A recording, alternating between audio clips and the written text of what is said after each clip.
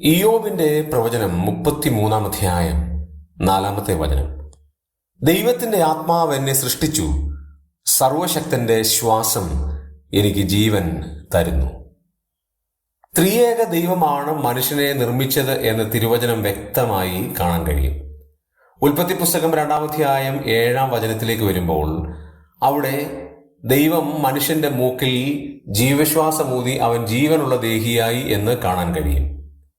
യോഹന്നാന്റെ സുവിശേഷം 1 അധ്യായം 3 വാക്യത്തിലേക്ക് വരുമ്പോൾ സകലവും അവൻ മുഖാന്തരം ഉളവായി, ഉളവായതൊന്നും അവനെ കൂടാതെ ഉളവായതല്ല എന്ന് പറയുമ്പോൾ യേശുക്രിസ്തു മുഖാന്തരമാണ് സർവ്വതും ഉളവായത് എന്ന് കാണാൻ കഴിയും.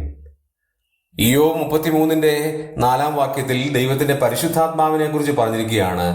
ദൈവത്തിന്റെ പരിശുദ്ധാത്മാവാണ് എന്നെ സൃഷ്ടിച്ചത്.